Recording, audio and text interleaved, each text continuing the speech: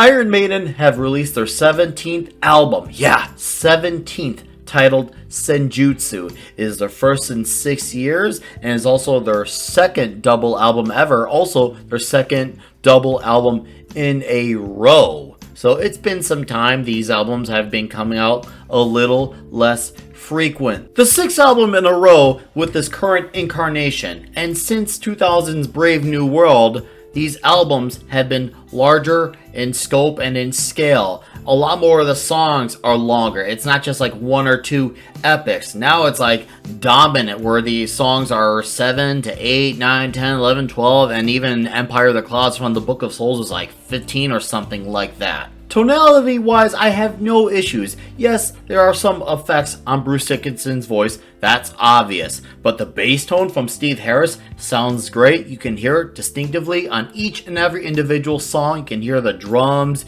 you can hear the guitars, the bass, all of it. The vocals, you can hear everything fine.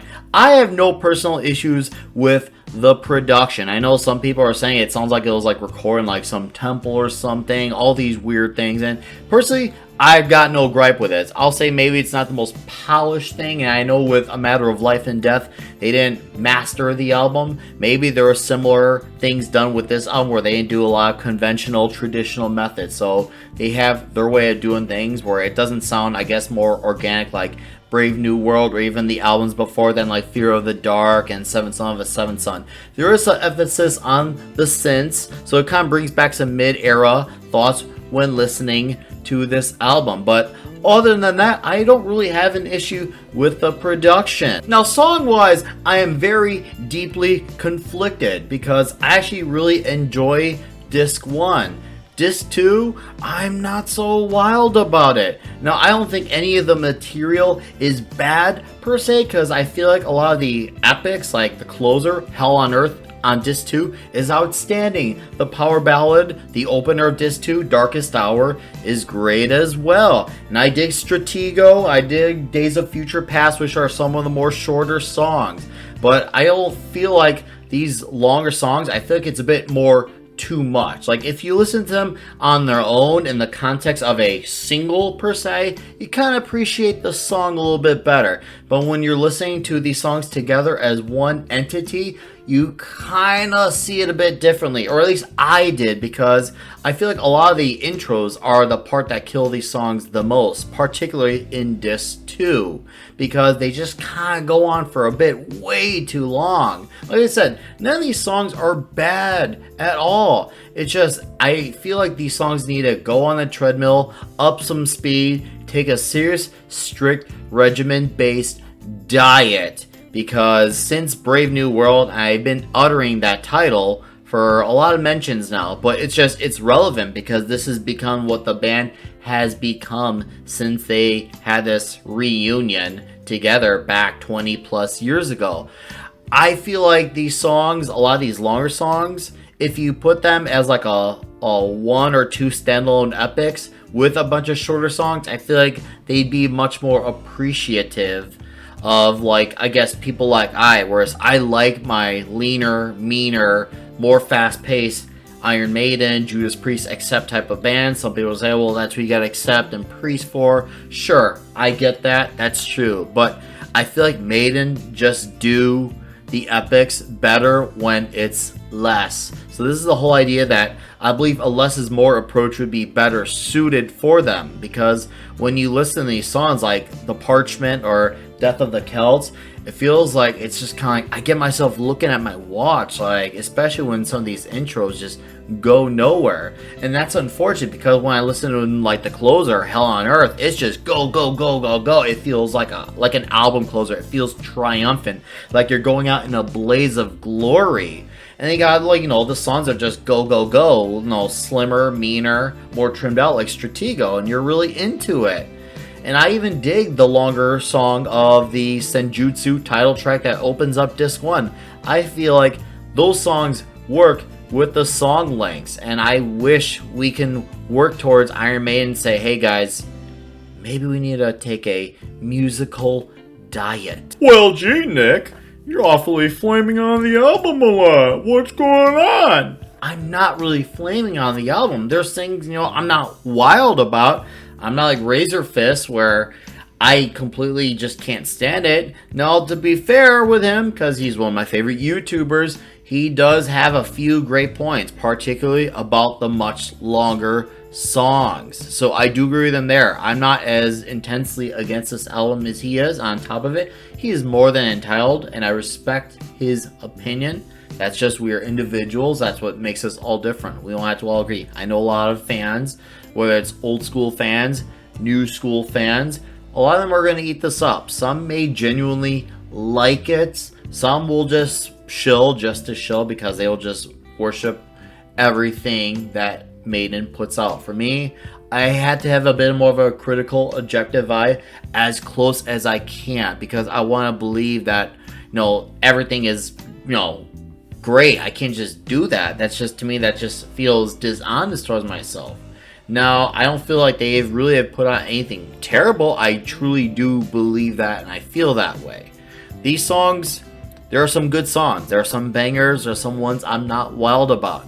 But like I said, when I've listened to some of these songs I'm not wild about on their own merits, I do appreciate them a bit more. But once again, I treat the context of single to album very differently. Now, some songs I enjoy equally in both formats. That said, that's how I feel about the songs. I do love the album packaging. Obviously, I did an unboxing, which I spent a lot of money on, and I love the box set that came in. It's beautiful. Lots of killer artwork. A Blu-ray that I'm still meaning to watch, and I can't wait to watch, because I still do want to watch those things. I still love the band. Doesn't mean I hate them. I'm going to just write them off. This isn't Morbid Angel when they put out Illu Divinum Insanus in 2011, where they actually wrote shitty metal songs. Iron Maiden, this is different. None of them are bad, as I have stated many times. I'm full, man. I'm full. I think maybe 45, 50 minutes at best. Maybe to your service, but an hour and 21. I get it. Some people, they're into the whole, Tool King Crimson thing, as stated earlier. But, guys, let's try a shorter album. Can we just try it? I know Steve Harris is the dominant songwriter. He's the one who mainly writes a lot of the bigger, grander songs. So that's like his idea. So I guess we'll say, Steve, can you hear a brother out, man? You still sound great at the bass. You still kill it live. You really do. But I feel like we should take a step back. I know progressive rock, metal, whatever, that's your thing. But maybe let the other guys, step up and do some songs as well. Or maybe just say, hey, maybe I could try to work on something different. Because let's just face it, when it comes to the newer songs, you still play some live, which is great. I respect that. I respect that you stick to your guns and you do whatever is the hell that you want. So you're like, I don't care what the people say. We're going to play new songs. That's good. You shouldn't have to rest on your laurels. So I truly do feel like you're still inspired. You want to make music. And I feel like you're still capable of making a great album.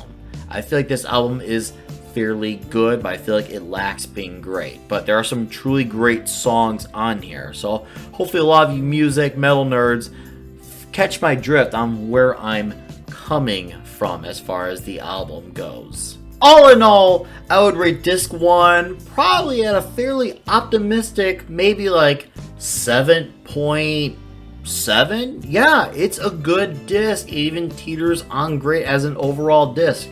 Disc 2, not so much. I would say disc 2 probably gets like a 6.7, and I had to go by 0.7 because once again, there's 4 songs and 2 of them I truly love. The other 2 in album of context, I can't do it. It's not for me. I'm not with it. I can't do it. Like, sorry if you like it. Once again, you're entitled to your opinion. This is just where I stand. Overall, I would give this album a strong 7.2. So some people are like, oh, that's not strong. Well, for me, that's my score. If you got a better score, higher, lower, whatever, that's your score. This is my score. I still feel like, who's it for? If you're a fan, longtime fan, new fan, I'd say those are the people who would be the ones who will buy. Who knows? For all I say this, someone out there, this might be their gateway album. It might become their favorite Maiden album ever. But to me, in my opinion of being a fan for, 15, 17 years now, I feel like this album is made for Iron Maiden fans. I don't really see many people discovering this album and having it be their one that, transcends time and being that, magnum opus, whereas the one by all Maiden standards will be judged against. This feels like maybe just another album in the book type of thing. Once again, I still feel like they're inspired. I just feel like they got use their tools and tighten up a bit in some areas. So yeah, 7.2 is the score. The album is still worth buying, at least in my opinion, it is worth buying. So if you're a Maiden fan, buy it. If you're a newcomer, I listen to the album first and then make your choice from there. But the artwork is beautiful. The box set was beautiful. So I do have no regrets there. I just feel like this is a Maiden album for the fans only. Not meant to win people over who are new to the cause. Just kind of maintain the cause that they already have. Anyways, that's the album review. Thank you for watching. Until our paths cross again.